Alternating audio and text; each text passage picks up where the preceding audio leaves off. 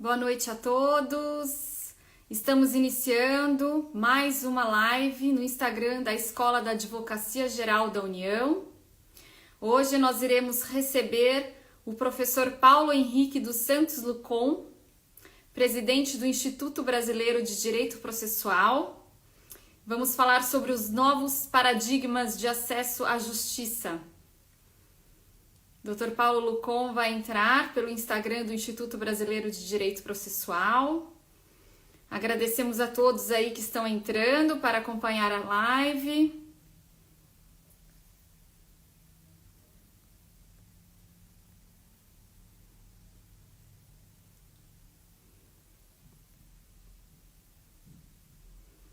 Marco Aurélio Peixoto, Daniel Marques. Agradecemos aí a participação.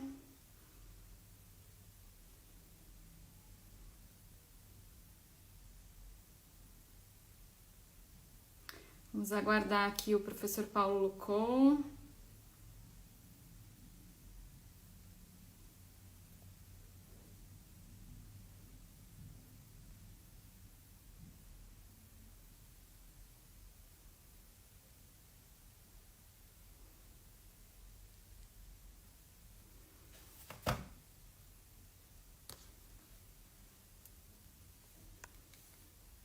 Ana Lemos. Agradecemos aí todos que estão entrando para acompanhar a nossa live.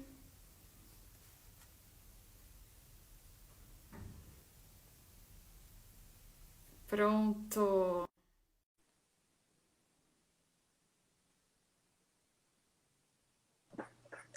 Olá, Professor Lucon, tudo como bem? vai? Tudo bem? Tudo bem. Tá bem assim a imagem ou quer? Não, tá bom, tá bom. Tá bom desse Isso, jeito? assim. Então tá bom. Tá ótimo. Maravilha. Tá ótimo. Então Também ótimo. tô acertando aqui. Uma honra para nós estar recebendo hoje o professor Lucon, professor tão admirado por todos nós, um grande parceiro da Escola da Advocacia Geral da União. Temos aí um acordo de cooperação com o Instituto Brasileiro de Direito Processual, que já está sendo renovado, né, professor Lucon? Está sendo renovado por mais alguns anos. É sempre uma alegria poder colaborar com a Escola da AGU. Sou professor lá no curso de pós-graduação da AGU. E muito feliz em poder colaborar com a AGU, com a PGFN, né? Então, é sempre importante fazer esse intercâmbio com a advocacia pública, que tem uma grande importância no país, né? Então, a Rita, que integra também a diretoria do Instituto Brasileiro de Direito Processual, é com muita alegria poder participar dessas discussões que despertam grande interesse em todos os alunos, em todos os estudiosos do processo. Mas hoje temos um tema bem interessante, né? Que é o acesso, os novos paradigmas de acesso à justiça. Isso. Eu sei que o professor Lucon dispensa apresentações, mas vamos aqui seguir o protocolo, viu, professor? Fazer aqui a sua apresentação. Dr. Paulo Henrique dos Santos Lucon é livre docente, doutor, mestre pela Faculdade de Direito do Largo de São Francisco, a USP, instituição na qual ele também se graduou. Ele se especializou em Direito Processual Civil na Faculdade de Direito da Universidade de Milão. É professor associado nos cursos de graduação, pós-graduação, mestrado e doutorado da Faculdade de Direito do Largo de São Francisco, da USP. É o nosso presidente do Instituto Brasileiro de Direito Processual. É vice-presidente do Instituto Ibero-Americano de Direito Processual. Membro da Associação Internacional de Direito Processual. Membro da Associação Italiana de Estudiosos de Processo Civil. Tivemos oportunidade também de fazer cursos na Itália, né, professor? Em parceria, a Escola da Advocacia Geral da União e Instituto Brasileiro de Direito Processual. Na Corte de Cassação, né? Isso, tendo a honra de coordenar com o professor Paulo Lucon, o Instituto Brasileiro de Direito Processual, que sempre traz aí muita qualificação para os eventos realizados pela escola. O professor Lucon também é presidente da Câmara de Mediação e Arbitragem Ítalo-Brasileira, a Camital. É conselheiro da Comissão de Ética da Presidência da República. é conselheiro do Instituto dos Advogados de São Paulo, IASP, instituição da qual também foi vice-presidente. Ele integrou a comissão especial da Câmara dos Deputados para a elaboração do Código de Processo Civil de 2015. Foi juiz eleitoral no Tribunal Regional Eleitoral de São Paulo de 2004 a 2011, tendo sido outorgado o colar de mérito eleitoral paulista pelo TRE de São Paulo. O professor Lucon é autor de diversos livros, inúmeros estudos publicados em revistas e livros especializados nacionais e estrangeiros, membro de conselho editorial de publicações na área jurídica. Eu vou destacar aqui 3 livros, porque realmente, se a gente for falar todos, a gente ocupa aí todo o espaço da live, mas eu gostaria de destacar esse livro, Relação entre Demandas, nós vamos falar um pouco dele hoje, que é a tese de livre docência do professor Paulo Lucon. Eu gostaria de destacar 2 coletâneas importantes que o professor Lucon coordenou, Direito, Processo e Tecnologia, publicado pela editora RT, que é coordenado pelo professor Paulo Lucon, juntamente com o Eric Navarro e com o Francisco Mesquita Laux e o Giovanni Santos Ravaiani. Esse livro, eu não estou com ele aqui, está na AGU. Esse negócio de online, fiquei com alguns livros lá. É esse aqui, olha. Ótimo.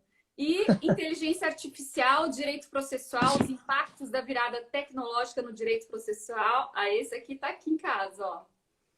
Maravilhoso, com realmente artigos excelentes sobre esses novos temas do direito processual civil. Esse foi organizado em parceria também com o professor Eric Navarro e com o querido Jeremy Nunes, que também está realizando um baita congresso online sobre processo e tecnologia. E queria agradecer ao professor Lucon por ter aceitado o nosso convite. O professor Lucon, que hoje eu nem consegui falar com ele, porque ele saía de uma audiência e entrava em outra.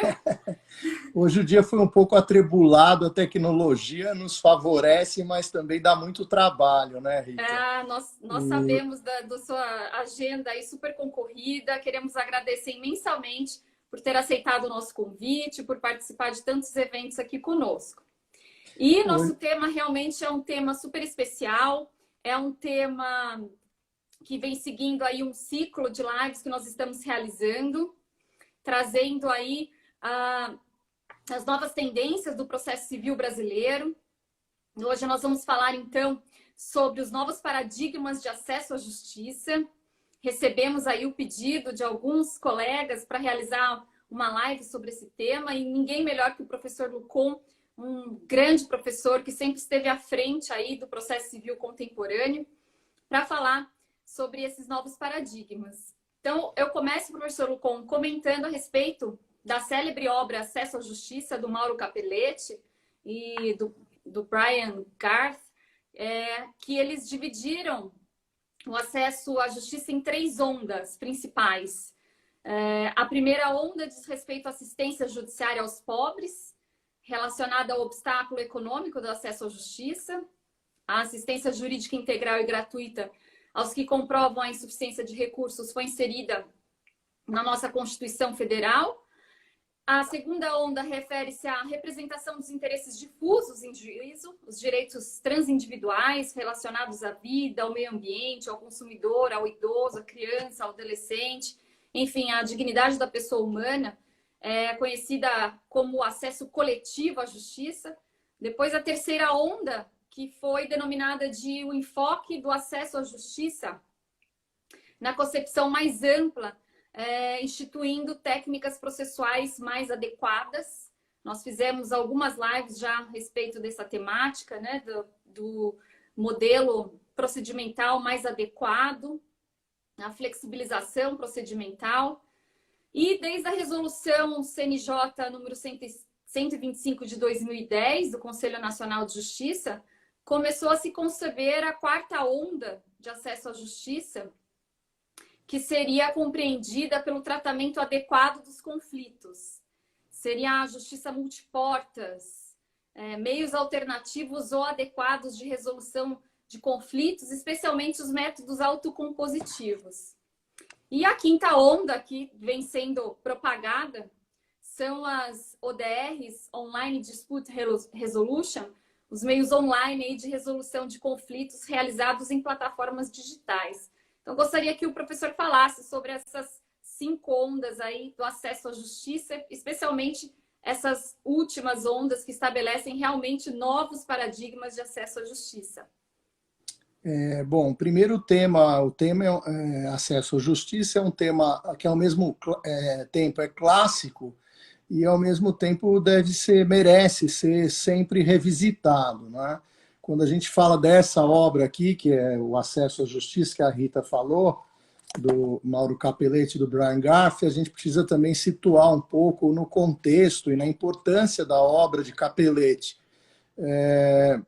Capelletti foi professor da Universidade de Firenze, e lá o grande expoente da Universidade de Firenze, sem dúvida nenhuma, é Piero Calamandrei. Foi Piero Calamandrei que tem os seus livros todos reunidos nas obras jurídicas, nas Opere Giuridiche, que são 9 volumes, e esses livros, inclusive, aqui já dizendo para o grande público, graças a um trabalho da Universidade de Roma, esses livros estão disponibilizados hoje na internet, não é? Então, com acesso a todos, quer dizer, a gente pode ter acesso a todos os livros de Mauro Capelletti, de Piero Calamandrei.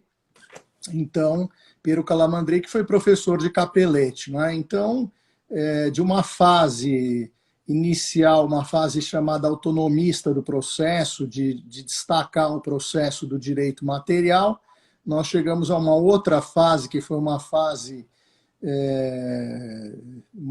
voltada para a definição dos conceitos, e a partir daí nós temos essa nova fase metodológica, que foi a do acesso à justiça, que é repensar quais são os escopos do processo, que começaram a ser estudados por Capelletti no final da década de 50, então ele jovem e manteve uma grande amizade com alguns professores aqui do Brasil, como, por exemplo, os saudosos professores José Carlos Barbosa Moreira e o professor também Carlos Alberto Alvaro de Oliveira, que também foi meu amigo, grande amigo, e um professor de primeira linha, de primeira grandeza, não é? Então, esta obra de Capelletti apontava os pontos de estrangulamento no acesso à justiça, porque a justiça, Rita, era algo muito hermético e fechado, também em outros países. Aqui no Brasil, isso se refletia muito, em especial, não é?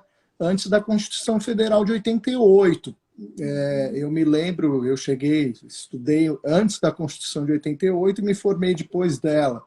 E eu me lembro que o judiciário era algo muito fechado, muito difícil de ingressar, não é?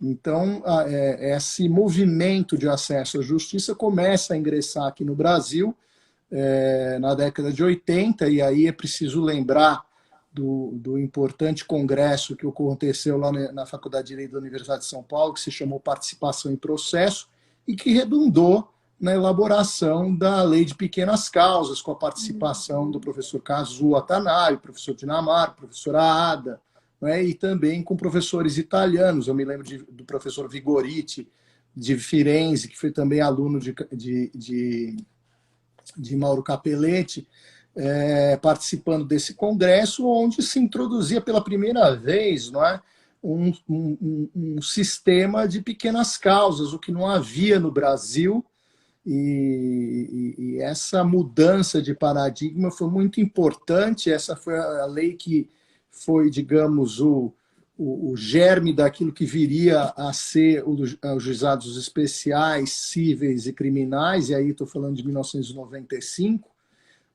portanto, quase uma década depois, e depois, um pouquinho mais tarde, aí, nos juizados especiais federais, não é? Então, houve esse movimento importante de acesso, uma verdadeira explosão de direitos que aconteceu pós-Constituição de 88, com essas promessas que demoraram a ser efetivadas na Constituição Federal de 88, mas que representaram o primeiro passo para se pensar na assistência judiciária e nessa forma de tratamento.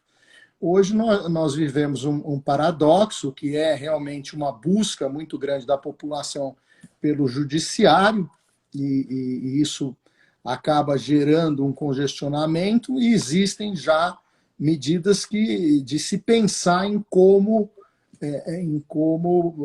criar outros mecanismos e métodos para a solução das controvérsias. Não é? Então, quando Capelletti pensou em assistência judiciária, ele estava concebendo assistência judiciária integral, e aí o Estado intervindo. Hoje a gente já começa a pensar em outras formas, em outros métodos adequados de solução de conflito, de controvérsias, que passam ou pelo Estado, todo pelo Estado, e aí eu me refiro, evidentemente, a esses juizados especiais, ou em parcela do Estado, quando o Estado cria, por exemplo, Rita, um ambiente regulado, né? Regular a regulação. Então, eu posso citar aqui a plataforma do consumidor.gov, que é uma plataforma de solução das controvérsias extrajudicial, onde é permitida a participação de advogado, mas que cria um ambiente, digamos assim, de regulação para a solução das controvérsias.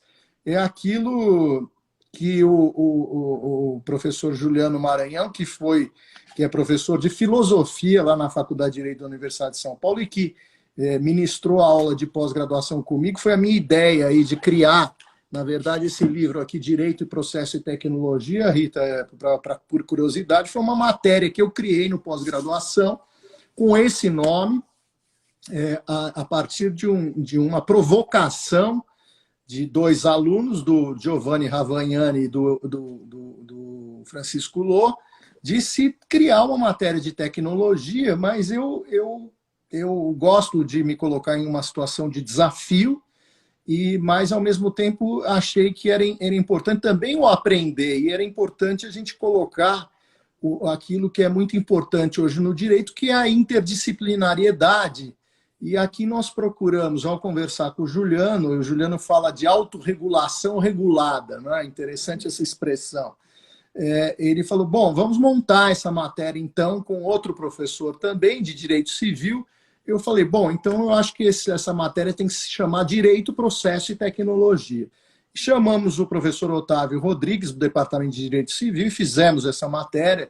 Tivemos a participação de vários professores, inclusive o ministro Vilas Boas Cueva, que faz a apresentação desse livro,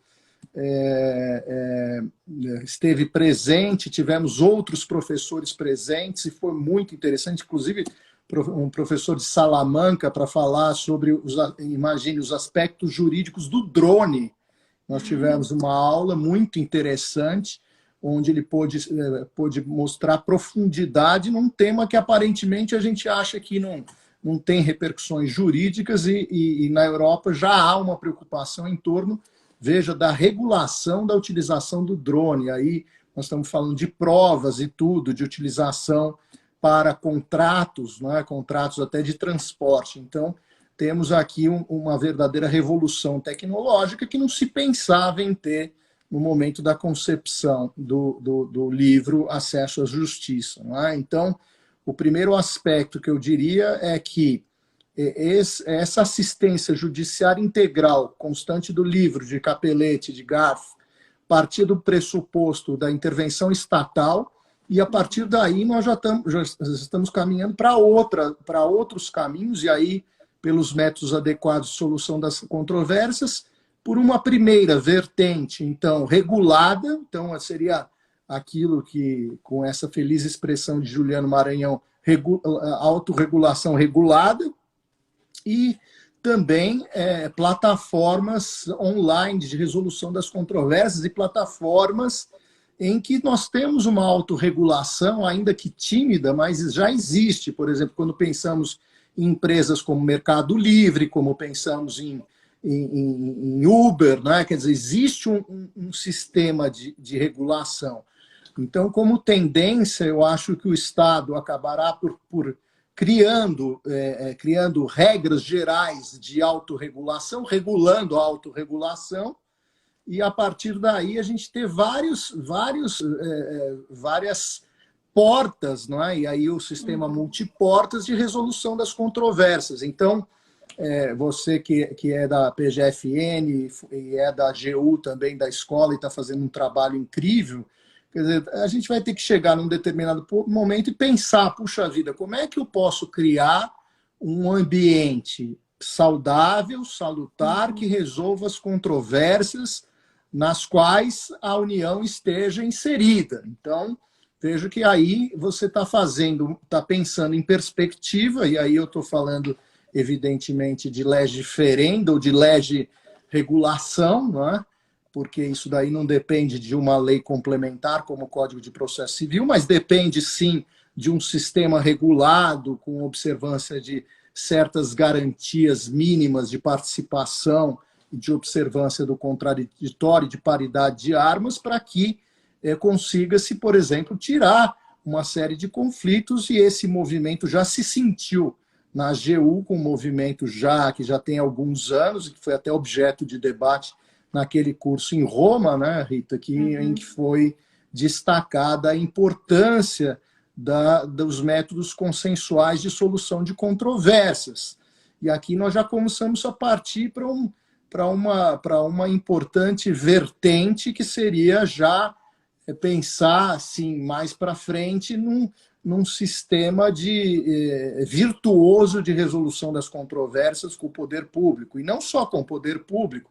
Então, eu poderia pensar nisso também em regulação nas agências reguladoras, que têm as suas matérias bem específicas e que merecem, evidentemente, ter um método adequado de solução de controvérsia sem que isso chegue ao judiciário. Então, eu acho que haverá isso, e como haverá também um método de regulação fora do judiciário, dentro das empresas, porque também as empresas terão interesse nos seus produtos, que os seus produtos não deem problema, que os seus serviços, quando existam reclamações, sejam elas bem encaminhadas e bem solucionadas. Então, eu acho que esse é um movimento, eu diria que, parodiando a expressão de Capelletti, seria uma assistência jurídica integral, mas não estatal, não necessariamente estatal, mas pode ser, digamos, um trinômio estatal, parcialmente estatal, com essa autorregulação regulada, e não estatal. Então, esse eu acho que seria muito interessante nesta vertente de se pensar nesta primeira onda dita por Capelletti. Mas vamos avançar nas outras, mas eu acho que isso daqui já dá um pano muito interessante. Depois eu posso falar da questão dos interesses difusos, que aí também eu vou mostrar, eu posso falar aqui do progresso em termos de tutela coletiva que o Código de Processo Civil fez. Eu vou trazer aqui algumas... Mas eu acho que vale a pena a gente lembrar daquela questão do interesse processual, né, Rita? Eu vou aproveitar e falar que realmente os meios adequados de resolução de conflitos hoje é um grande eixo temático da Escola da Advocacia Geral da União. Vou até anunciar aqui para os nossos participantes da live que no mês de setembro, os dias 8, 15, 22 e 29, nós estaremos realizando um ciclo de palestras só com mulheres, em que nós vamos estudar os meios adequados de resolução de conflitos, negociação, mediação, conciliação e arbitragem com a administração pública. Teremos a participação da nossa coordenadora nacional da Câmara de Conciliação da Administração Pública Federal, teremos a participação da nossa coordenadora nacional das Centrais de Negociação, da AGU, teremos a participação da nossa coordenadora do Núcleo Especializado em Arbitragem, da AGU. Será um grande evento. E, professor Lucon, é tão boa a sua exposição que eu estava aqui até absorvendo tudo que o senhor estava falando. Eu fiz aqui uma pesquisa bem rápida no site do Conselho Nacional de Justiça para observar, né, como foi realmente crescente a judicialização no Brasil, e, especialmente após a promulgação da nossa Constituição Federal de 88. De acordo com o Banco Nacional de Dados do Poder Judiciário, que consta lá no site do CNJ, enquanto em 1990 o Judiciário recebia 3,6 milhões de processos, na década do ano 2000 esse volume ultrapassou o patamar de 20 milhões de ações. E de acordo com o relatório Justiça em Números do CNJ publicado em 2019, o estoque de processos pendentes no final do ano de 2018, em todos os órgãos do Poder Judiciário, foi de mais de 78 milhões de ações judiciais. Então, realmente, a judicialização no Brasil é algo exponencial, né? E, em contrapartida, está crescendo, né, o volume também de medidas, de soluções consensuais, né? Em 2018, 4,4 milhões de sentenças, houve, né, 4,4 milhões de sentenças homologatórias de acordos proferidas pela Justiça. Então, está aumentando o número também de soluções consensuais, tanto na fase pré-processual, como na fase processual.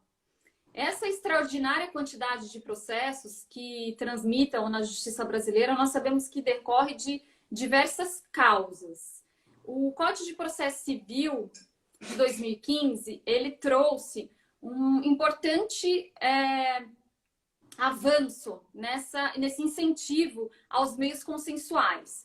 O próprio 334 trouxe lá a consagração da tentativa de conciliação prévia, prevendo a designação da audiência de conciliação ou mediação entre as partes litigantes, que houve tanta discussão aí na doutrina a respeito se nós temos capacidade, né, de executar essa norma do Código de Processo Civil, se realmente temos condições de ter no Brasil essa obrigatoriedade da tentativa de conciliação. Então, eu queria saber a opinião do professor sobre esse novo paradigma aí de acesso à justiça, né, de impor a tentativa de conciliação, como alguns doutrinadores trazem já, de impor a tentativa de conciliação como um requisito de acesso à jurisdição estatal. Ou o senhor acha que deve ser uma mera faculdade em qualquer tempo, em qualquer fase, grau do processo, a possibilidade de mediação e conciliação? Rita, de legislata, né, com o sistema que nós temos, isso ainda não existe, né? Teria que haver uma modificação legislativa para impor a tentativa de solução extrajudicial como um requisito de admissibilidade da ação ou como uma condição da ação ligada ao interesse processual, mais precisamente à necessidade, né, para utilizar a linguagem de Henrico Túlio Liebmann. Então, eu acho que no atual panorama não há essa imposição. Como tendência, eu diria que é provável que isso venha a ocorrer no Brasil, dada esse tremendo interesse das novas gerações nos métodos adequados de solução de controvérsias e de uma vontade política, eu diria, dos órgãos estatais de incentivar os métodos adequados de solução das controvérsias.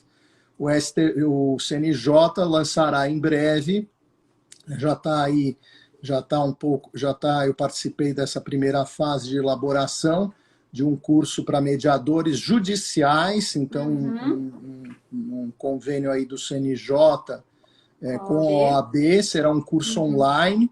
Então, a gente vê muito interesse sobre isso. Inclusive, eu aqui quero elogiar essa nova geração, principalmente formada pelas mulheres, no interesse dos métodos adequados de solução das controvérsias, com inúmeras professoras que vêm se destacando nesse interesse.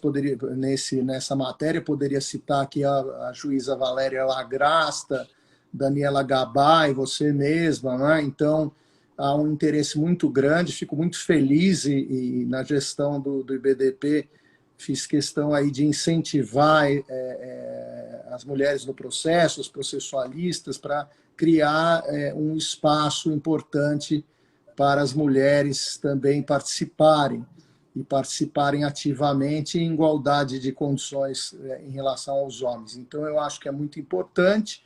Eu acho que hoje, voltando ao tema da condição de admissibilidade, acho que não é possível. Na Itália, em alguns litígios, isso existe, Rita, então tem que se tentar a via extrajudicial. Eu acho que caminhamos para isso e eu acredito muito, dada a experiência brasileira, esse tremendo laboratório que é o Brasil, nós teremos condições de desenvolver, eu acredito, num espaço de tempo curto, essas janelas que eu disse aí de tentativa de desenvolvimento dos métodos adequados de resolução das controvérsias. E pode ser pré-processual, com fomento, aí, com incentivo do próprio Estado, e aí a gente vê aí os Sejusques aí tentando e evoluindo bastante na conciliação, incentivando a intervenção de advogados, que nós temos uma mão de obra maravilhosa no Brasil aqui, que são os advogados que poderão atuar nessa nova frente, que é a mediação e a conciliação. Então, aí eu estou falando de uma conciliação, de uma mediação pré-judicial e pré-processo estatal. Acho também que pode acontecer da intervenção do advogado nessas plataformas de resolução das controvérsias, inclusive o Luciano Tim, que foi o desbravador ao criar essa consumidor.gov, estabeleceu um convênio com a OAB, não impondo a obrigatoriedade da presença do advogado, mas, evidentemente, colocando o advogado como um sujeito importante aí também na consecução e na realização da justiça, e também na criação dessas plataformas online, e também na forma de como se criar um procedimento adequado para a resolução dessas controvérsias extrajudiciais. Então, há nessa linha de frente uma tendência que eu diria aí, digamos assim, eu citei essa nova vertente do acesso à justiça, da assistência judiciária, como uma quarta onda renovatória, e eu diria que uma quinta seria, sem dúvida nenhuma, esse forte caminho para a desjudicialização. Quando eu falo desjudicialização, eu não estou falando só de conciliação e mediação, mas também da fase executiva, de outras fases do processo que normalmente estamos acostumados com a intervenção estatal. Então, nós caminharemos aí para uma desjudicialização. É evidente que eu acho que também o sistema, por exemplo, fazendo uma comparação com o sistema norte-americano, não acho melhor, porque lá o custo do processo, para quem não tem assistência judiciária e também não tem muito dinheiro para custear um processo, é muito cara a justiça norte-americana para a classe média, né, que a gente chama. Né? Então, o sistema brasileiro é muito favorável ao acesso à justiça, e há quem entenda que deveria aumentar os custos para inibir o acesso aos órgãos jurisdicionais estatais. É uma tese defendida por muitos, eu tenho minhas dúvidas, eu preferia que realmente se tentasse aí com outros métodos de solução das controvérsias, aí, com métodos mais simples e até mais baratos, e aí realmente nós teremos uma explosão, aqui falando do tema mesmo, do tema da nossa exposição, que é a explosão do acesso à justiça. E aí entra a tecnologia também, com a possibilidade de elaboração de petições, né? Então, colocando plataformas à disposição, plataformas que procurem resolver os conflitos. E é uma questão muito polêmica, que são essas questões atinentes às chamadas law-techs, né? Como é que a gente vai lidar com essa realidade, que é uma realidade que existe e que nós teremos que levar em consideração, seja nos processos em curso, e aí para que se criar uma tecnologia para se fazer frente com critérios matemáticos, critérios lógicos, para fazer frente a esses programas de inteligência artificial que já existem nos tribunais superiores e começam a se desenvolver em outros tribunais da federação, e essa questão também da inteligência artificial também nos métodos alternativos de solução das controvérsias, que também acabam, em certa medida, direcionando a solução da controvérsia. Quer dizer, se aqueles programas, por exemplo, de indenização contra a companhia aérea, não é? A gente consegue ser campeão do mundo até nisso, não é? Se criaram esses sistemas e o Brasil, por exemplo, nós tivemos mais processos contra a American Airlines aqui no Brasil do que nos Estados Unidos. onde a empresa tem voos para o mundo inteiro. Aqui só tem voo para a América Latina. Mas nós conseguimos ultrapassar esse patamar de existência de processos, o que é algo extremamente significativo, e as causas são diversas, desde o baixo custo para se ajuizar uma demanda, até a facilidade e até a criatividade que tem o brasileiro de criar esses sistemas de verificação da própria condição para se litigar. Então, imagine o seguinte, por exemplo, questões, vamos fazer um exercício aqui mental de se pensar, por exemplo, em ações contra o poder público de pequena monta. Então, aí nós entramos num problema aqui que passa pelo acesso à justiça da tutela coletiva. Nós sabemos que não existe a tutela coletiva em matéria tributária, que tem que se ajuizar, cada um tem que ajuizar a sua ação. Quer dizer, é um tratamento individual homogêneo do conflito. Há uma homogeneidade jurídica. Quando nós pensamos em IPTU, quando nós pensamos em alguns tributos, né, a gente está pensando que existe uma homogeneidade fática e jurídica e que esses conflitos não são tutelados pela via da ação coletiva. A ação coletiva está fora disso. Ao mesmo tempo, então, essa era uma onda renovatória dita por Capelletti, que era justamente a tutela dos interesses difusos, mas que aqui no Brasil toma um grande corpo a partir do Código de Defesa do Consumidor, que colocou, eu gosto de direitos, né, mas lá está interesses individuais homogêneos, coletivos estricto sensu e difusos. O fato é que existem ainda no Brasil, Rita, conflitos não jurisdicionalizados, não obstante a existência de um microsistema de juizados de pequenas causas, de causas em juizados especiais, sejam eles estaduais ou federais. Existem conflitos que ficam à margem, né? Pensar aquelas diferenças mínimas de IPTU, isso tudo. Quer dizer, vamos imaginar, ou nós vamos ter uma autorregulação regulada, criar um canal de solução junto ao Estado e tentar regular esse conflito, ou nós vamos chegar a um dado momento, e que é preocupante para o órgão jurisdicional, de repente se criar, por exemplo, pensem o seguinte,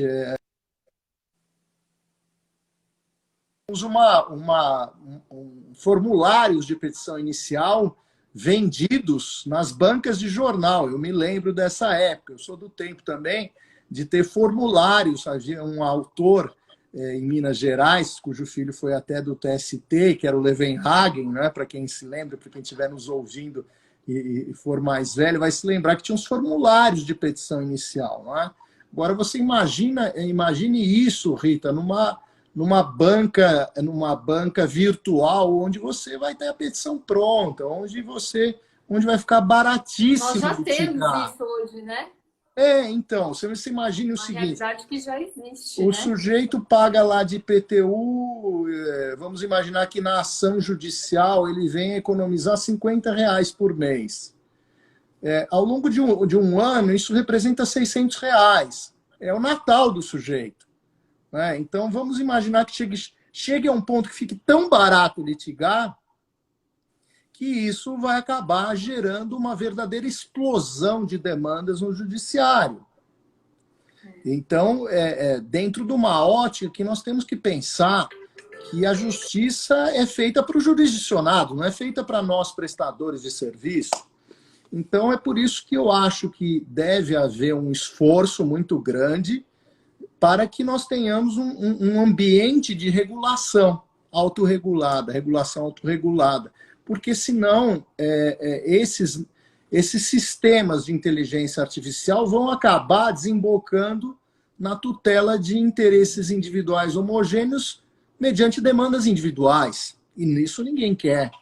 Né? E não é o desejo que a gente queira um judiciário atolado com microlitígios. Mas esses microlitígios não vêm sendo tutelados por ações coletivas. E aí entra a questão de se repensar o sistema de tutela coletiva brasileiro, que, infelizmente, não se teve uma política pública para se valorizar, e eu digo assim, da tramitação prioritária, criar varas especializadas. A gente vê aqui em São Paulo varas especializadas, quer dizer, câmaras especializadas em meio ambiente, mas juízos de primeiro grau, a gente não vê isso ainda. Né? E a gente vê pelos relatórios do CNJ que as varas especializadas realmente têm trazido um excelente resultado, né? As varas especializadas em execução fiscal, as varas especializadas em falência, as varas especializadas realmente trazem aí um grande diferencial, um grande resultado. Eu vou comentar rapidamente, esses temas todos estão sendo muito abordados pela advocacia pública, são os temas com os quais nós estamos preocupados, porque são os temas do futuro, sem dúvida nenhuma, é o futuro do processo, é o futuro da atuação dos advogados públicos, privados, operadores do direito. Nós temos discutido em diversos congressos sobre o futuro da advocacia, e esses temas todos estão envolvidos. A respeito da desjudicialização, nós realizamos alguns eventos, inclusive em parceria com o Conselho Nacional de Justiça.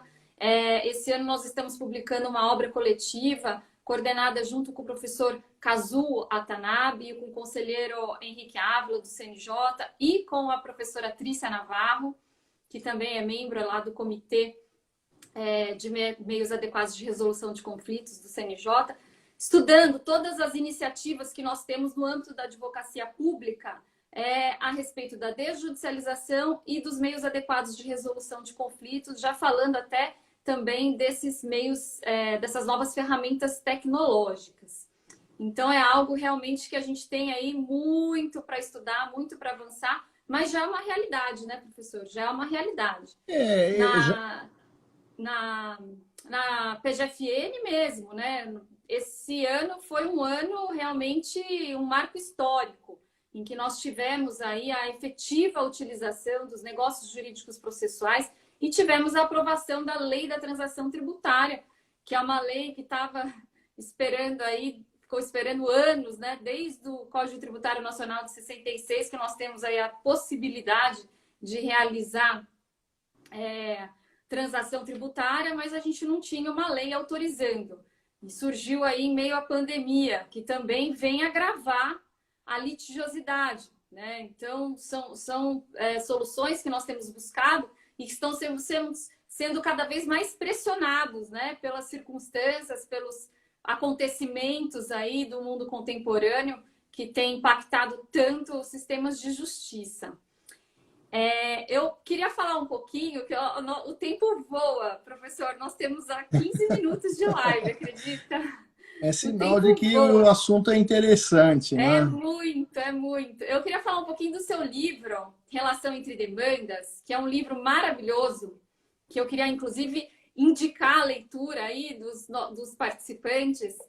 Tema da tese de livre docência do professor Paulo Lucon, onde ele analisa diversos institutos que disciplinam a reunião de causas que guardam entre si uma relação de proximidade, que a gente tem que pensar, né, também nas causas que já estão aí no judiciário. Existem aí ferramentas, meios também de respeitar, né, evitar atos inúteis, respeitar, formar uma convicção única do magistrado, evitar aí decisões conflitantes. Então, esse tema do professor Lucon, da reunião de demandas, que tem por escopo, né, a economia processual, a harmonia das decisões judiciais, das causas que devem ser reunidas, levando-se em consideração as consequências da tramitação em separado de cada uma dessas demandas no ordenamento jurídico. É uma obra realmente referência e é uma tendência do processo civil na atualidade, né? De simplificação dos procedimentos, de utilização da técnica do processo coletivo como instrumento de interesses transindividuais, atribuição de maiores poderes ao juiz e às partes no processo, para que possam construir juntos aí a melhor solução. E o Código de Processo Civil trouxe, como o professor Lucon fala no seu livro, métodos de tratamento molecular dos processos, como, por exemplo, o incidente de resolução de demandas repetitivas e um aprimoramento aí dos recursos extraordinários especiais repetitivos para racionalizar a técnica de julgamento, impondo aí celeridade, maior segurança jurídica, evitar provimentos conflitantes, que são aí os fios condutores desse tema central do livro do professor Paulo Lucon, que é a relação entre as demandas. No seu livro, professor, o senhor faz uma análise macroscópica, então, desse fenômeno que se realiza na tutela dos direitos transindividuais. O senhor fala, né, das defesas dos direitos transindividuais, que é regido por diversos diplomas legislativos, as regras do processo civil individual e do processo coletivo que devem dialogar. O senhor fala da teoria do diálogo das pontes, que autoriza a aplicação concomitante, coordenada e coerente da pluralidade de fontes legislativas, com o escopo de proporcionar real proteção dos direitos coletivos.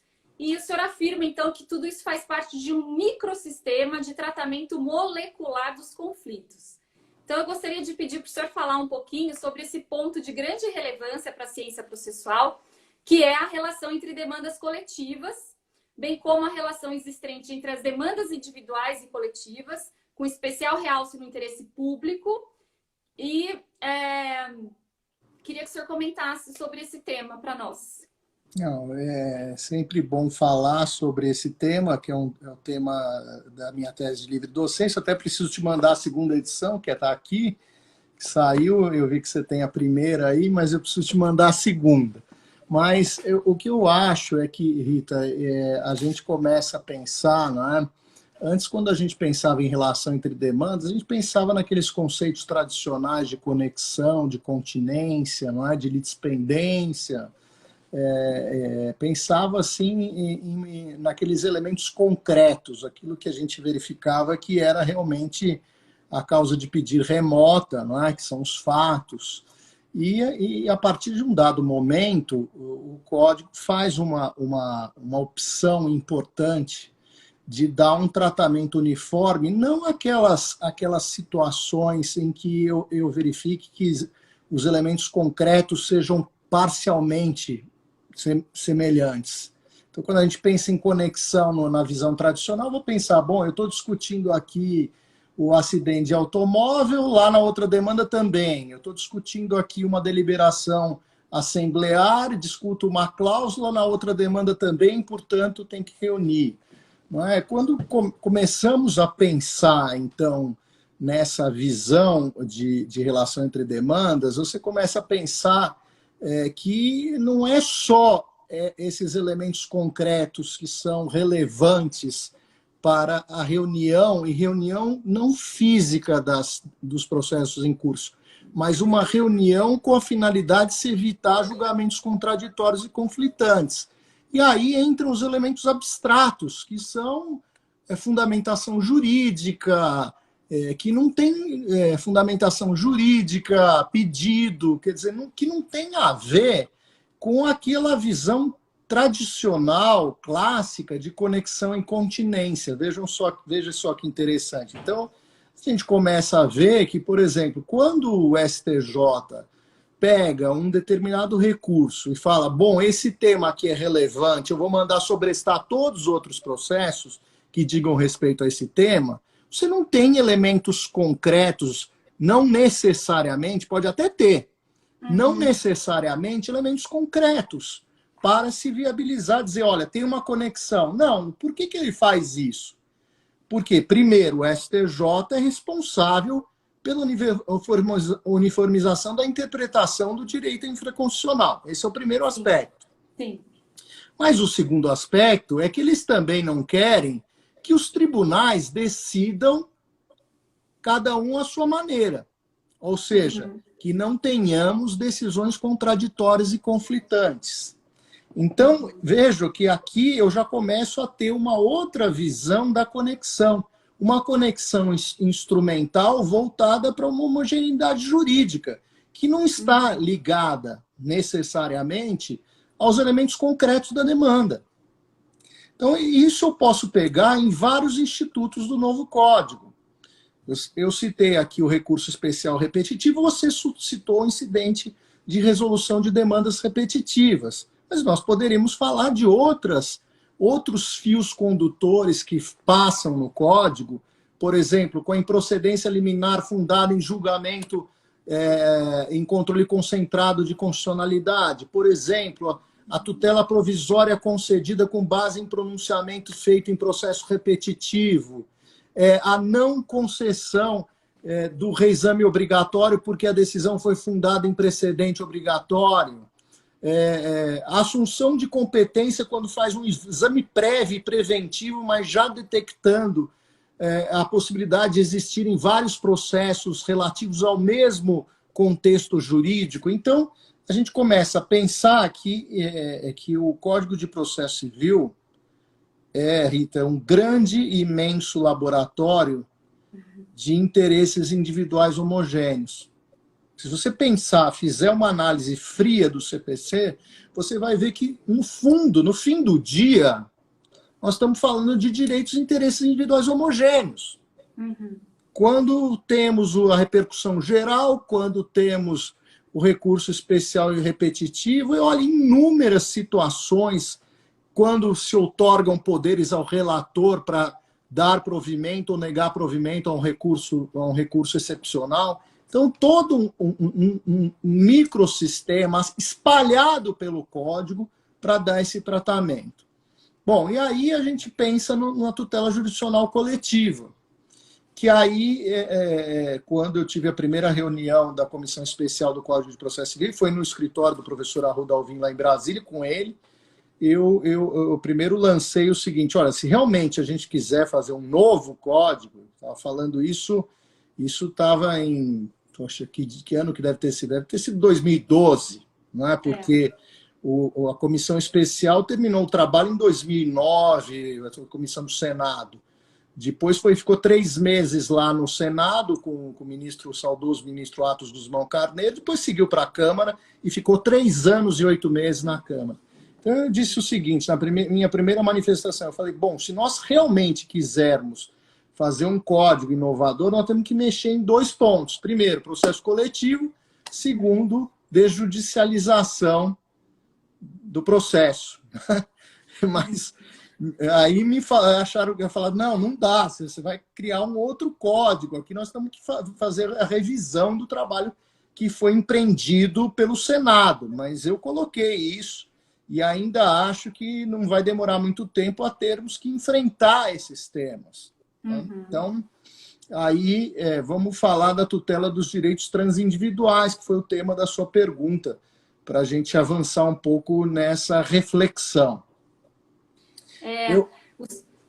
Pode falar, professor. Por favor. Pode falar. Pode falar. Então, eu acho que, como ficou a látere isso, nós começamos a encontrar alguns problemas. Primeiro, em relação ao processo coletivo, eu vou colocar 3 ordens de problemas. Primeiro, demandas coletivas propostas à exaustão. Né? Então, eu brinco com esse exemplo e costumo dizer que o Brasil não é para amadores quando eu falo dos problemas dos acidentes que tiveram lá em Minas Gerais, os acidentes ambientais. E em relação a Mariana, nós tivemos mais de 1.000 ações coletivas. Mais de 1.000 ações coletivas. Então, primeiro, a multiplicação de ações coletivas e, principalmente, em decorrência da existência de vários autores legitimados, o que gera risco de ações de resultados contraditórios. Daí teve todo aquele problema da prevenção, se ia para a Justiça Federal, não ia, mas só nisso já tivemos 3 anos de discussão para ver onde estava a prevenção. Aí essa é a primeira ordem de problemas, que eu chamo de coletivizar o coletivo. A segunda ordem de problemas é que passou a haver uma multiplicação daquilo que Luiz Paulo Araújo, que é um juiz, um desembargador lá do Rio de Janeiro, chama de ações pseudocoletivas. É a propositura de demandas veiculando que se chamam coletivas, mas veiculam pretensões individuais. Então, como isso vem acontecendo com o Ministério Público, como o Ministério Público sabe que as ações coletivas demoram, ele prefere ajuizar ações individuais. Ou seja, multiplicando a litigiosidade. Ao invés dele pedir um determinado remédio para todos, ele vai pedir o remédio para aquele cidadão e tem que ajuizar a demanda para todos. Então, era isso que eu ia comentar, que o senhor aborda super bem no seu livro, que são os denominados processos estruturantes, né? Os processos coletivos que vinculam pretensão contra o poder público, que são aqueles processos que estão sendo denominados pela doutrina como estruturantes, porque eles exigem a criação de uma estrutura, de uma organização para satisfação dos direitos que merecem essa perspectiva diante do impacto meta-individual, né? Essa é uma outra vertente, que é o processo estrutural, que tem um projeto de lei que eu apresentei com a professora Ada e o professor Cazu, está lá no Congresso Nacional. É o PL 8.153 de 2014, que fala que, digamos, é um processo de políticas públicas, de controle jurisdicional de políticas públicas, mas essa palavra, essa expressão controle jurisdicional de políticas públicas foi mal interpretada, porque, na realidade, é um processo, Rita, de interesse público. Sim, é um processo, de grande interesse público. Hoje, essa audiência que eu fiz no TRF, que era uma audiência de conciliação, é uma audiência que foi feito um acordo em 2 ações populares e que nós estamos conversando e chegando a um entendimento dentro de um processo estrutural com decisões espaçadas, não é, para bem realizar uma determinada obra, inclusive com a participação do Procurador da República, Elton Veituri, que estuda muito o tema, nosso colega estudioso do processo do Paraná, professor lá no Paraná. Então, vejam, alguns juízes já vêm praticando isso no país, o que é fantástico, o que é um alento para o desenvolvimento do processo coletivo, do tratamento coletivo, procurando mudar a realidade do país. Agora, você imagine nessas ações coletivas todas, quer dizer, agora essa recente alteração permitindo acordos em ações de improbidade, o quanto seria útil para o país que nós conseguíssemos fazer acordos nesses casos, né? Que seria maravilhoso. Então, eu acho que é uma perspectiva imensa. Eu acho que nós já estamos chegando ao fim aqui. Eu quero dizer que essa é uma perspectiva maravilhosa, Rita. Eu acho que é um desafio para nós pensarmos num processo de interesse público nessas ações voltadas para a tutela do patrimônio público. Eu acho que esse é o grande desafio da comunidade jurídica. E eu tenho muita esperança de que isso abra uma grande possibilidade de trabalho, não só dos advogados, de todos os protagonistas, mas também que, principalmente, esse trabalho redunde em benefício da população brasileira. Eu acho que esse é o ponto central e que eu ficaria, assim, a professora Ada lá no céu ficaria muito feliz de ver isso florescer e isso dá bons resultados. Eu já vejo que já existem muitos magistrados sensíveis a isso, e aqui o núcleo de conciliação do TRF vem fazendo um trabalho excepcional, cuidadoso, com muita preocupação com o detalhe e com uma preocupação de tratar a questão de uma maneira até digamos assim, psicologicamente adequada. Eu fico muito feliz com isso. Mas gostei muito de conversar com você. Muito obrigado. Nossa, que alegria, quanto conhecimento que o senhor nos traz, que visão ampla que o senhor tem do direito, do processo, que assim, realmente amplia os nossos horizontes, trazem tantos temas dos quais a gente ainda precisa se aprofundar. Eu queria mesmo que super rapidamente, desse projeto de lei fantástico, que eu sei que foi fruto de muito estudo do senhor com a professora Ada, o 8.058 de 2014, que traz aí tantas novidades interessantes para a gente continuar estudando e, quem sabe, avançar nesse sentido, da reunião dos processos estruturantes, das hipóteses de ações que objetivam a tutela de direitos subjetivos individuais, que corrijam soluções que possam interferir aí nas políticas públicas, também sobre as hipóteses que autorizam a conversão da ação individual em ação coletiva. Então, assim, são tantos temas, né, professor, que a gente precisa aí de várias lives para continuar falando sobre o assunto. Mas eu queria deixar aqui minha imensa gratidão pela sua valiosíssima contribuição, por transmitir seus conhecimentos de forma tão simples e também elogiar a sua gestão de vanguarda à frente do Instituto Brasileiro de Direito Processual, ampliando a participação de forma assim extraordinária, que é uma honra para mim fazer parte desse instituto. Obrigado.